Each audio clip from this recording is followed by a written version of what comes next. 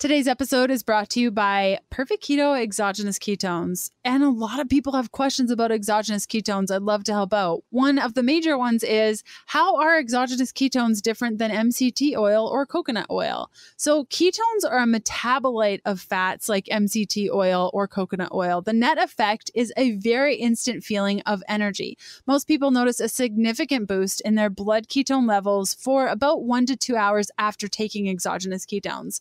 Now, MCTs and other fats have the same energizing effect, but tend to be a bit slower and longer lasting, and do not typically raise blood ketone levels significantly. So there's nothing wrong with kind of mixy matching. What I like to do is combine both my MCT oil powder along with my decaf coffee and my collagen with my exogenous ketones for like a combination triple whammy of getting the MCTs while also boosting my ketones with the exogenous ketones and feeling great. If you're looking to try exogenous ketones, you can get $15 off, which is a 25.5% discount by going to perfectketo.com/KDP15. Again, that's perfectketo.com/KDP15, where you can use the coupon code KDP15 to get $15 off ketones from September 2nd to the 30th, 2018. Now, if you're listening to this ad after these dates, you can use the coupon code HEALTHFUL, all in caps, for 15% off. Hey, you're listening to episode number 103 of the Keto Diet Podcast. Today, we're chatting about, should keto be an everyday thing? Organ support through keto, the plant that's more powerful and potent than kale, foods that encourage your body to heal, and so much more. Today's podcast extra plus transcript can be found at healthfulpursuit.com/podcast/E103. So that podcast extra is a little downloadable guide that we send to your email that includes all the details of today's episode, including links to various products that we might talk about, or resources or other podcast episodes, all in the comfort of your little inbox, and you can go back to it anytime you'd like. So one cool thing that I have to share with you today, and that is that I've put together a free guide on how to start a ketogenic diet. So if you are feeling overwhelmed by all of the keto things, you can head on over to healthfulpursuit.com/free so you can get all the tips from foods to avoid, foods to eat, testing, keto flu, and so much more. Okay, let's do this thing. Welcome to the Keto Diet Podcast, the show all about keto for women, so you can burn fat, balance your hormones, heal your body, quickly adapt to a ketogenic diet, avoid common struggles, and get the results you crave. And now, here's your host. You might know her as the Keto Queen. She's the international best-selling author of The Keto Diet, founder of Happy Keto Body, and she loves dipping pork rinds in avocado oil mayo, Leanne Vogel.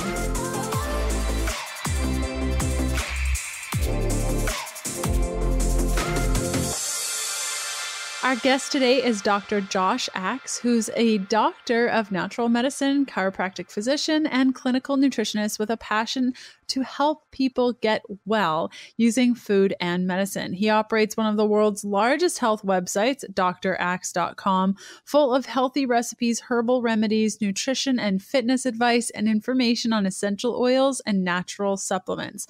Dr. Axe is an expert in functional medicine, digestive health, and herbal remedies. He founded one of the largest functional medicine clinics in the world in Nashville, Tennessee, and served as a physician for many professional athletes. Dr. Axe is the best-selling author of Eat Dirt and a regular expert on the Dr. Oz show. We're going to be chatting all about whole foods today. And part of the reason my digital programs focus on whole foods is because they support the detoxification process. You can check out chapter 7 of the Keto Beginning for more information about what whole foods are beneficial and what food items to be wary of on keto. So if you already have the Keto Beginning, head on over to chapter 7 because all the details you need are right there. Okay, let's jump over to this interview. Hey, Dr. Axe, how's it going? Hey, great. Great to be here, Lan. Thanks for having me on the show. Yeah, of course. So I like to start off by asking all of our guests what keto means to you. What does keto mean to you? Yeah, I would say it's a breakthrough diet. That's what it means to me. It means breakthrough because I've worked with a lot of patients over the years who, man, they tried a lot of things. They tried different diets and supplements and exercise routines, and they worked maybe, but it wasn't completely that breakthrough experience they expected.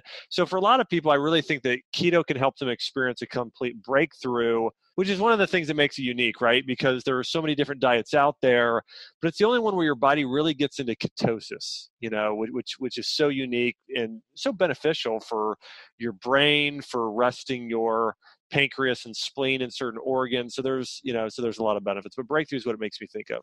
Do you feel like everyone should follow a ketogenic diet, or are you of the mind that some people do better than other people? What's your kind of stance on that? No, I don't think everybody should be on a ketogenic diet. I think some people should. And I also think the ketogenic diet, it depends on how it's termed. And some of my answers might surprise you. I don't think somebody should live in ketosis their whole life. Now, I know there have been Eskimos who have, and people have, can live a really long and healthy life if they are living in that the majority of the time. I think if you look at our ancient ancestors, they probably went in and out of ketosis on a regular basis.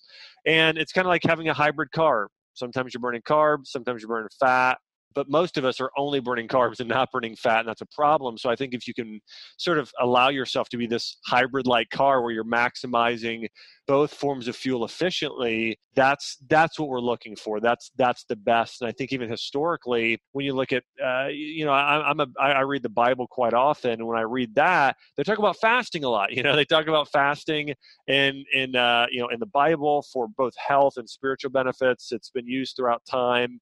So even when you get into a fast or certain types of fasts, sometimes your body starts to get in a certain state there as well. But anyways, yeah, I do think that, the people that I typically don't recommend a ketogenic diet for are people that have liver and gallbladder disease. If somebody has had their gallbladder removed, it's that system is compromised. And so there's more difficulty in digesting fats. And there are definitely some things that can support your gallbladder and liver, which I'd love to talk about here. But those are typically the people I don't recommend it for, people that have liver and gallbladder disease, because fat stresses that system of the body. Naturally, it can be a normal stress.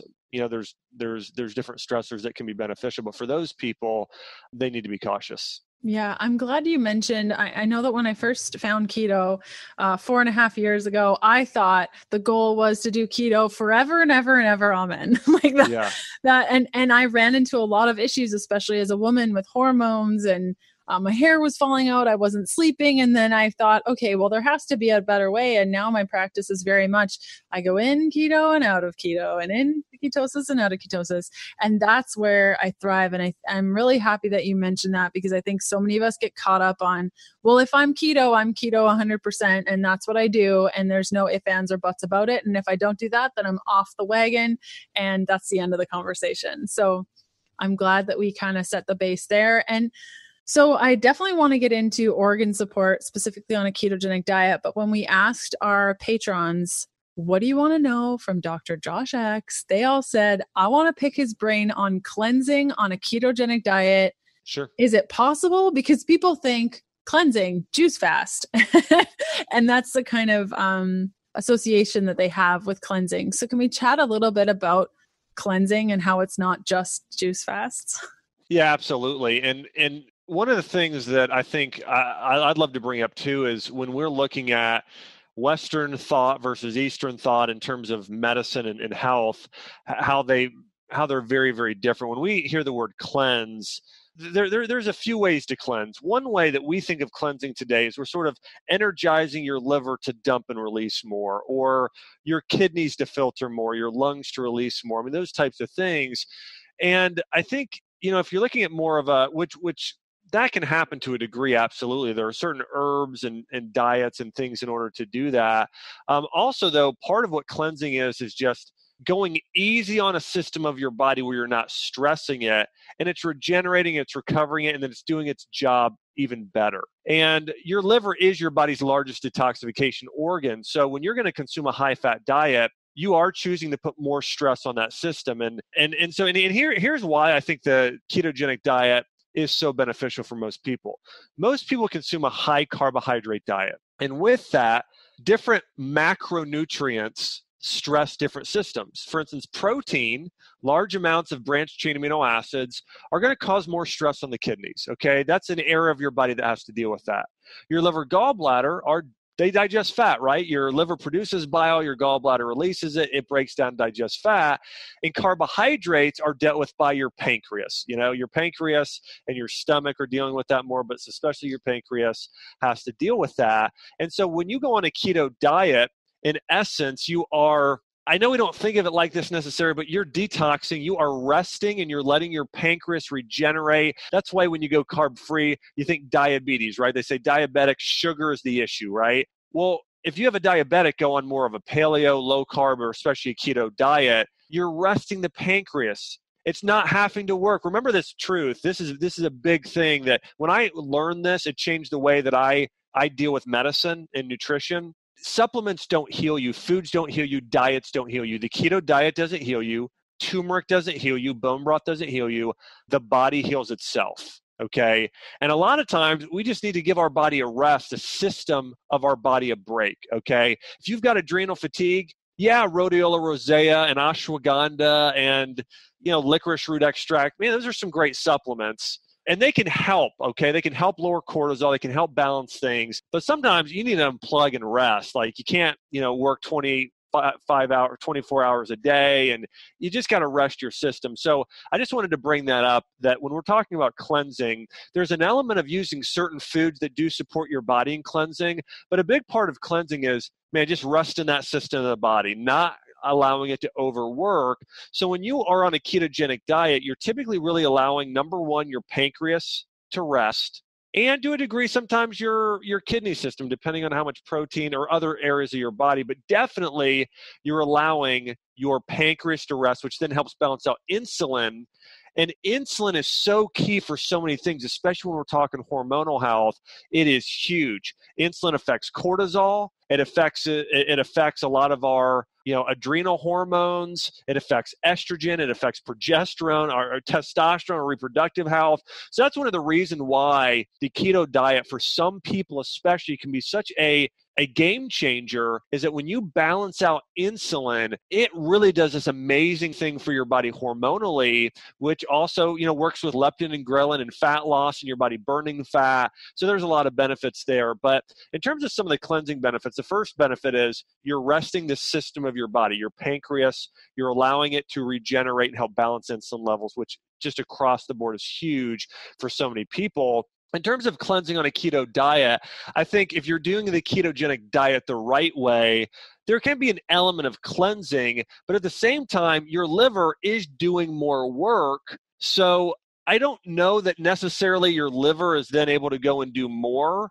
if you're on a ketogenic diet compared to other diets. In fact, it probably can do less because it's doing more. It's digesting more. It's breaking down more fat, producing more bile. It's doing that.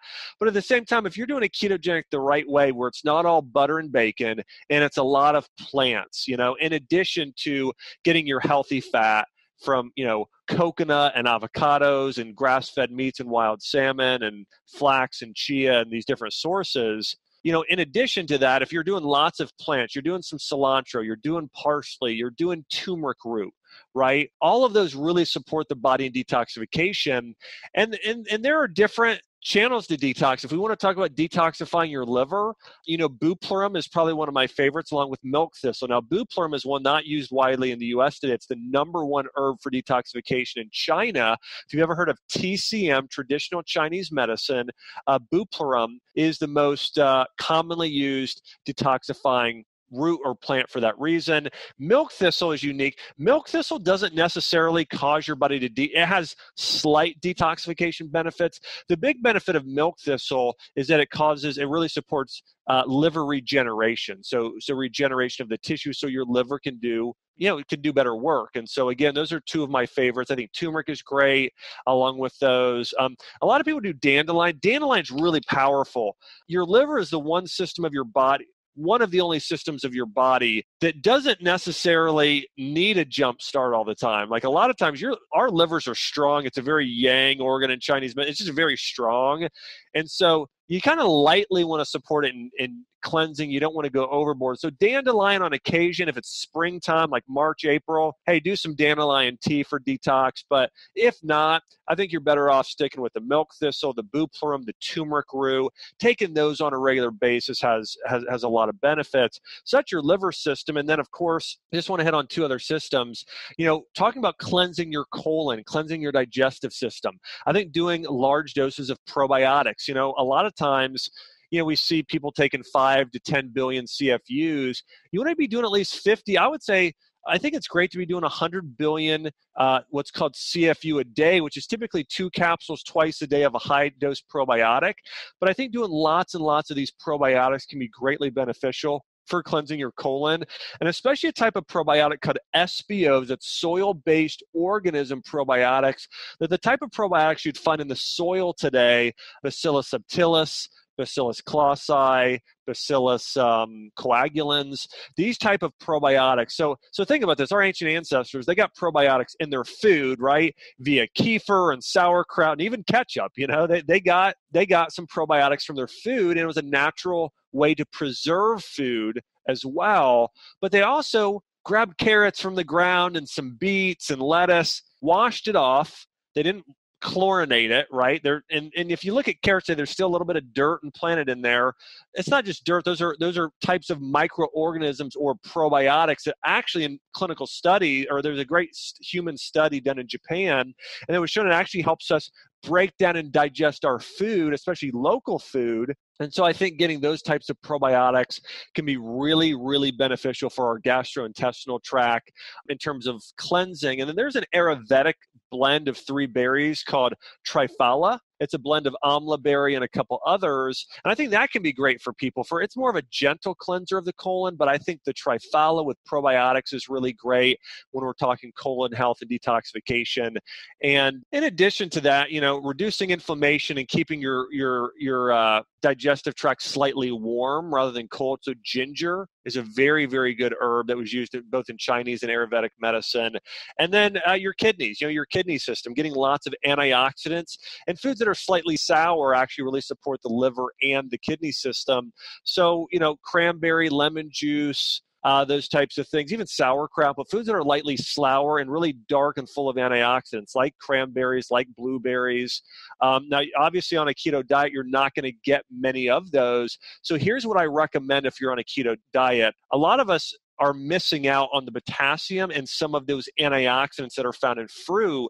So getting a berry powder that is very high in antioxidants and low in carbohydrates, acai berry powder, maqui berry powder, which is spelled MAQUI.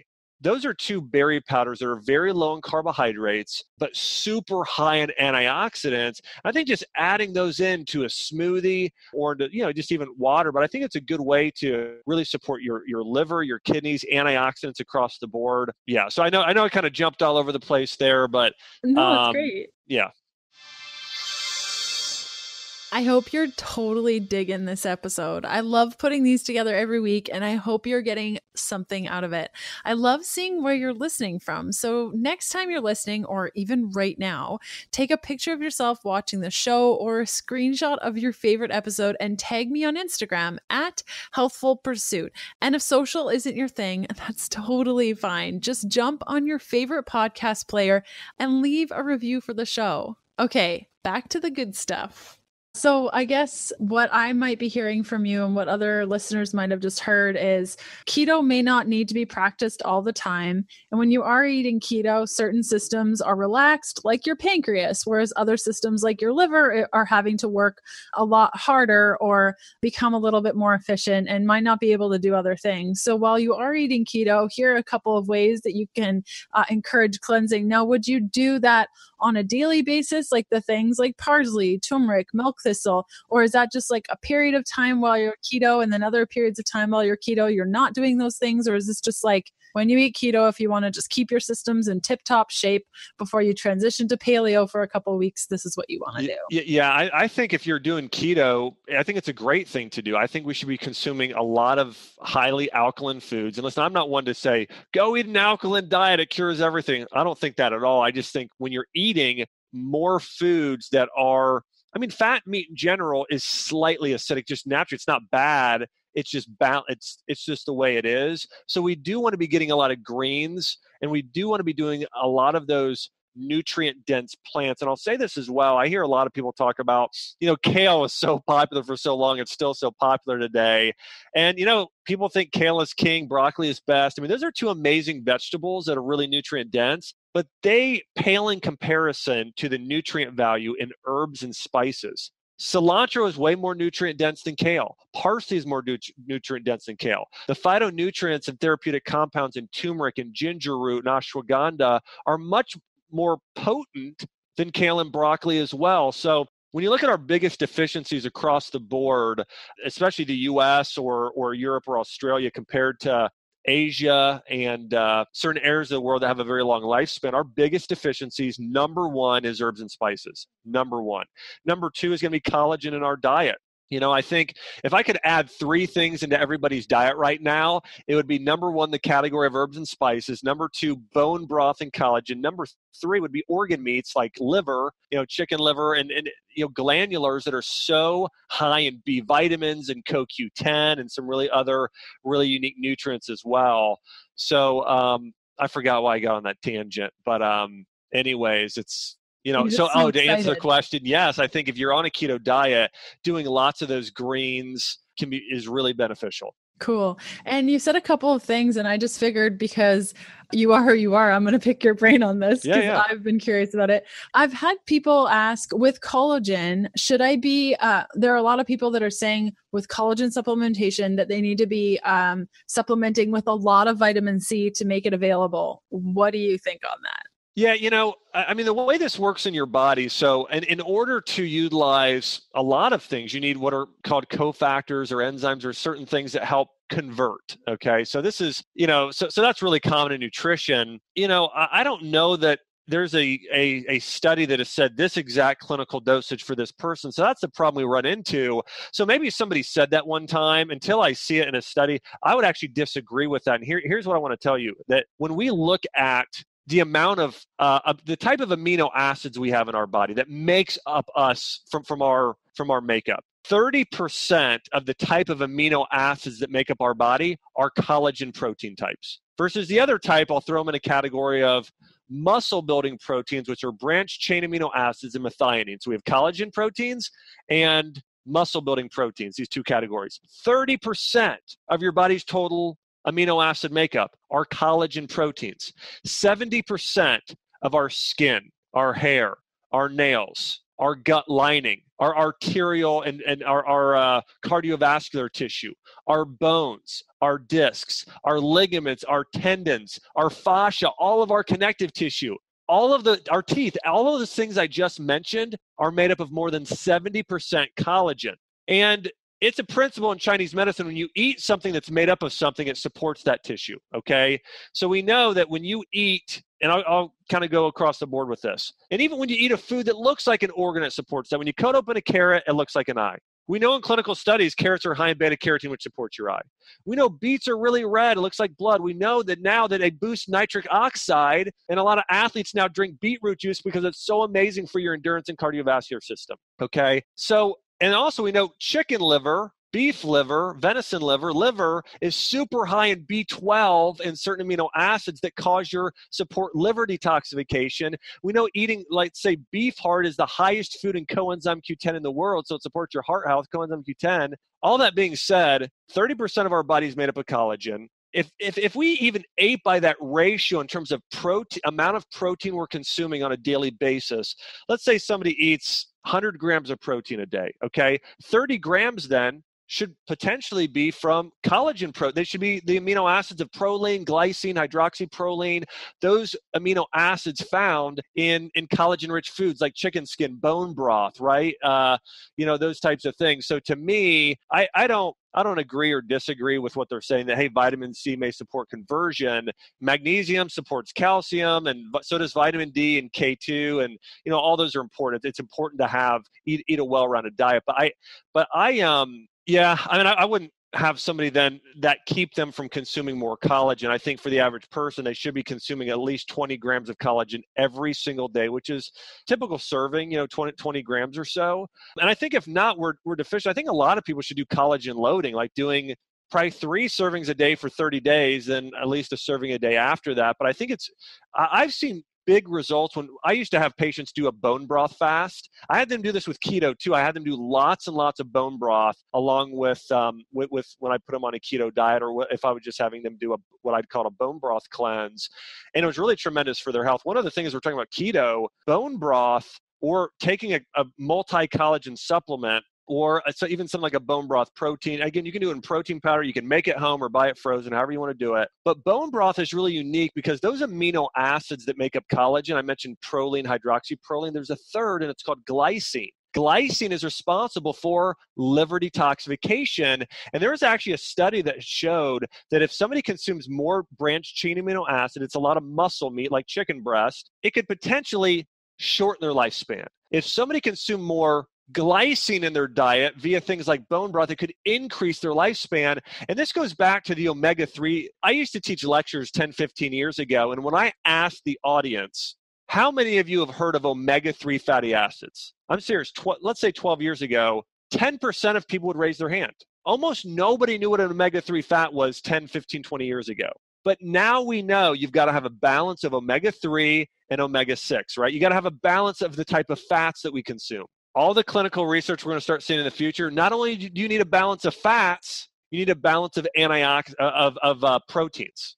You need a balance of collagen-rich proteins and muscle-building proteins, and probably very similar to omega-3s, which is about a 3-to-1 ratio. It's a very, very similar ratio in those collagen to muscle-building proteins, and there's not much research on it yet. There are a couple good studies, but we'll start seeing them in the future. It'll be the next big thing is balance out the type of proteins you're consuming. Yeah, I love that. I can't wait for that to come out. I know I was asked this question when I was on tour. Somebody said, well, I don't supplement with collagen because I read somewhere that you have to hyper supplement with vitamin C. And I'm like, I haven't read that anywhere in any research that I know of. No, I mean, there's no doubt that vitamin C supports collagen production by your own body, which is great. And there are some superfoods in addition that do that. I think any food that's going to support stem cell production as well is going to be good. Turmeric contains turmeric, which does that. But also, I personally sometimes will do more vitamin C. So I do a powder, similar berry powder I talked about, camu berry powder and amla berry powder. Very, very high in vitamin C, almost no carbohydrates. They're sour. They don't taste fantastic, but camu is what it would help. So we've chatted a little bit about how keto may not be a lifetime thing, but when we're on it, we're cleansing and supporting our systems. And you chatted a little bit about different organs that are more burdened depending on how you eat. I'd love to pick your brain on the carnivore thing that's happening in the space right now. If you're familiar with carnivore and people moving toward just eating meat for long periods of time, benefits, drawbacks, thoughts on that if you've experienced it in your practice yet? Yeah, I think that there's something to be said about consuming a mono diet for a period of time. Let's say if somebody decides they're just going to eat red meat. It's probably for a 30-day period, probably is more beneficial than somebody might realize. Because you're really rusting a system of your body. Your body knows, hey, I just got to eat meat right now. Really simple for the stomach pH. It can be simple for your body for a period of time. I think over a period of time, though, you get out of balance. I think that's the way I'd put it. Your body gets out of balance. You're starting to tax your liver a little bit more, and your body isn't getting really much fiber. So maybe your colon gets a little, there's stagnation that starts to happen there. And, meat more than plants tend to be more yang. So your body probably is moving, there's, when I first started hearing these words in Chinese medicine, I thought, that's kind of out there. No. Like, what does that mean? And I just realized it's a different language. And they look at and these words are very holistic in nature. Yin is the more feminine aspect of our spirit, our mind, and our body. It's yoga, right? That's a very yin practice, where CrossFit is a very, or bodybuilding is more of a yang practice.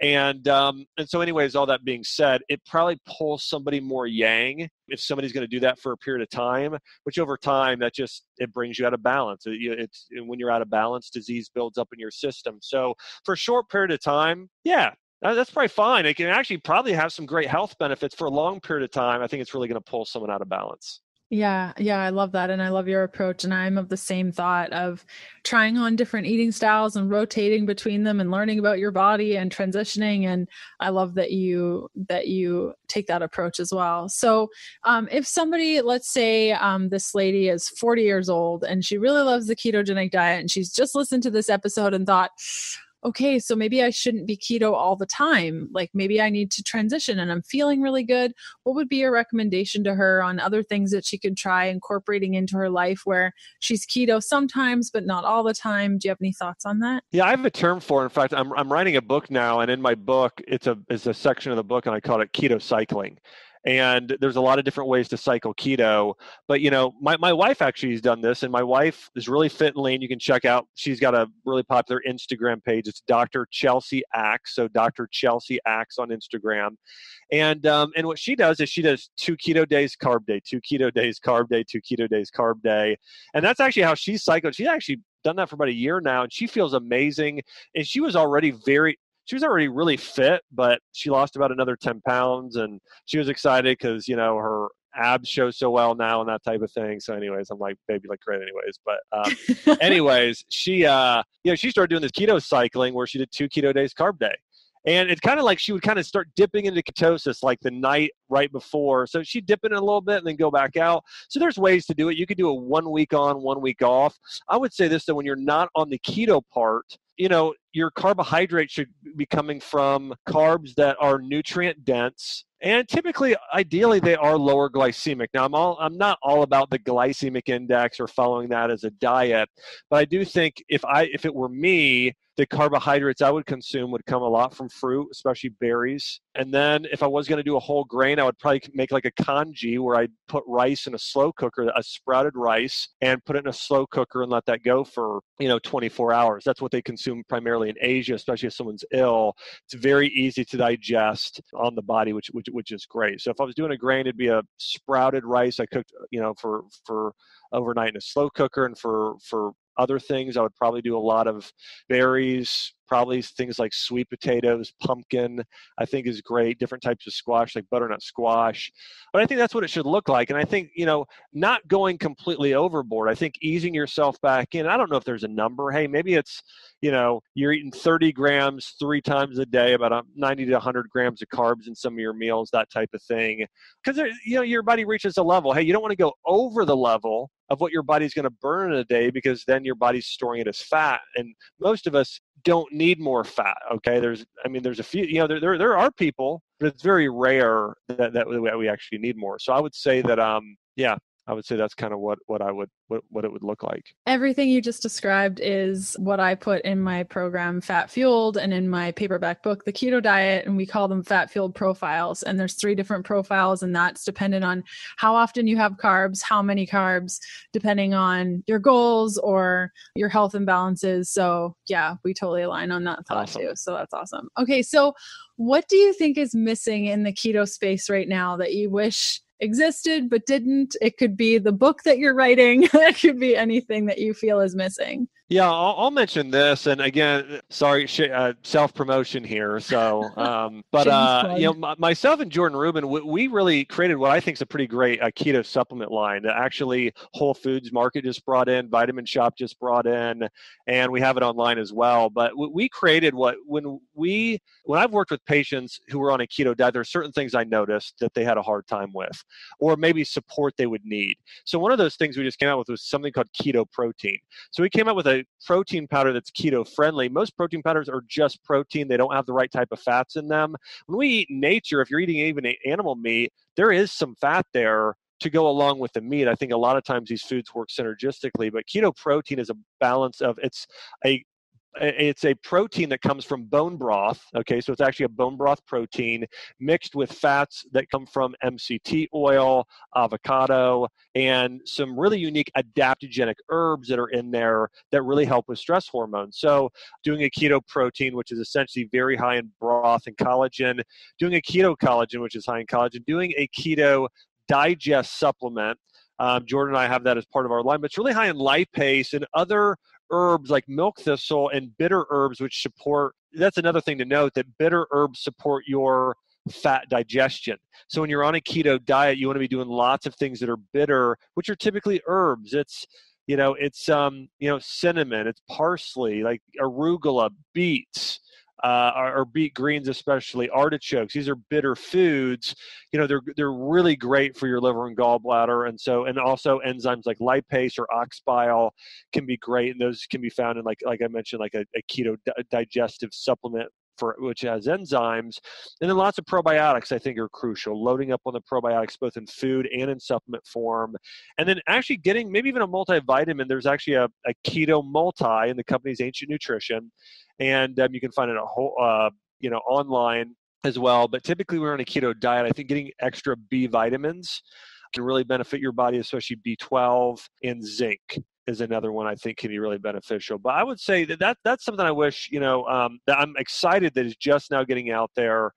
And again, it's Jordan and I's company's Ancient Nutrition, but we really think we're really putting out the first ever full keto line of products, because we really believe the ketogenic diet can be so beneficial and powerful for so many people, especially when it's done the right way. And again, for some people, I think getting some of those things can be really, really, really helpful.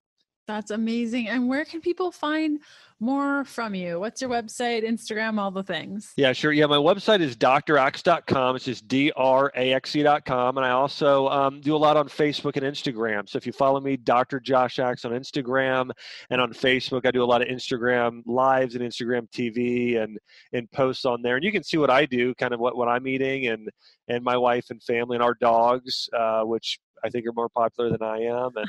And so anyways, yeah, it's a good place to find out more. Amazing. Well, thanks so much for coming on the show. I really appreciate it. And we'll include all of the links that you just mentioned in the show notes for everyone in our podcast extras, which you guys can find at healthfulpursuit.com/podcast/E103.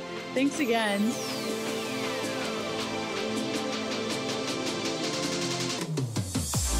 Thanks for listening to the Keto Diet Podcast. Join us again next Sunday to discover more keto for women secrets for your fat-fueled life. The Keto Diet Podcast, including show notes and links, provides information in respect to healthy living, recipes, nutrition, and diet, and is intended for informational purposes only.